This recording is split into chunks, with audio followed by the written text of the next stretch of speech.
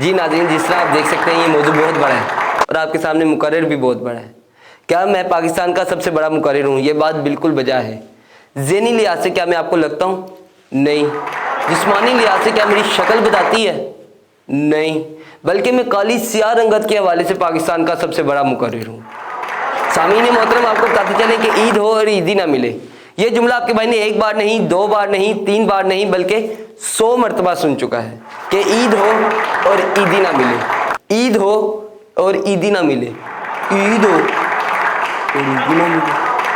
सामीन मोहतरम, यही परेशानी की हालत में आपका भाई अपने ड्राइंग रूम के अटैच बाथरूम के नलके के साथ नीचे लोटे के साथ इस तरह सहमा हुआ बैठा था जिस तरह एक बुजुर्ग के सामने से तेजी से C-130 गुजरी। तो सामीन मोहतरम, इतने में बाथरूम के दरवाजे की दस्तक हुई, आवाज आई, हैदर। मैंने कहा जी। हालांकि बाथरूम में बोलते नहीं, मैं फिर भी बोला। मैंने कहा जी। कहते बाहर आओ, फुप्पो आई है। जाके ना मैंने फुप्पो का नाम सुना, मेरे दिल के फुप्पो जाग उठे। मैंने कहा फुप्पो आई है, ईदी लाई है, 100 का नोट, 200 का नोट, 500 का नोट, 1000 का नोट। लेकिन अफसोस, मैंने फुप्पो को सलाम किया और एक जगह पे बैठ गया। फुप्पो उठी, उन्होंने मेरे सर पर मोहब्बत भरा हाथ रखा और लिफाफे पर्स में से लिफाफा निकाल के मेरे हाथ पे रखा। मैं खुश हुआ और मैंने कहा फुप्पो आई है, ईदी लाई है, 100 का नोट, 500 का नोट, 1000 का नोट। लेकिन जब मैंने लिफाफा खोला तो लिफाफे में पैसे नहीं। मैंने लिफाफे को देखा, फुप्पो को देखा, फुप्पो को देखा, लिफाफे को देखा और लिफाफे को देख के फुप्पो से कहा, फुप्पो ये क्या मजाक है? आपका मेरा मजाक बनता है? उन्होंने कहा बेटा क्या हुआ? मैंने कहा ईदी दे, ईदी। कहती दी तो है। मैंने कहा पैसे किधर है?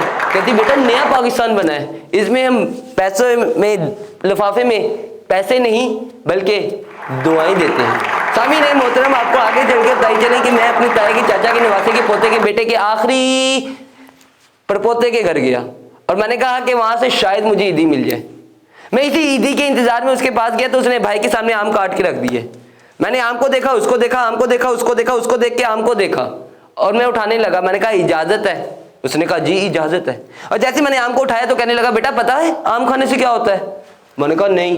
कहता बेटा आम खाने से ताकत आती है, ताकत से तवन्नाई आती है, तवन्नाई से शऊर आता है, शऊर से तालीम आती है, तालीम से डिग्री आती है, डिग्री से नौकरी आती है, नौकरी से पैसा आता है, पैसे से शादी होती है, शादी से बच्चे होते हैं, बच्चों से टेंशन होती है, टेंशन से बीपीआई होता है, बीपीआई होने से इंसान मरता है, इंसान मरता है, कब्र का खर्चा, कफन का खर्चा, कुलों का खर्चा। क्या आम खाएगा? मैंने कहा नहीं। सामीन मोहतरम, एडम स्मिथ के इस कॉल पे बात मुख्तसरन करता हूं कि एडम स्मिथ ने कहा है अगर पैसा गर्दिश में हो तो मुल्क माशी बदहाली का शिकार नहीं होता। लेकिन अफसोस की बात यह है कि हमें उस टाइम ईदी दी जाती है जब हमारे घर वाले हमारा 1.5 घंटा नागिन डांस देखकर हमारे कपड़े गंदे ना हो जाएं। तो मेरी गुजारिश है कि अपने घर वालों से कि आप बच्चों को ईदी दीजिए, क्योंकि एडम स्मिथ के इस कॉल पर आपके बच्चे पूरा उतरते हैं। और इसी के साथ मुझे दीजिए इजाजत।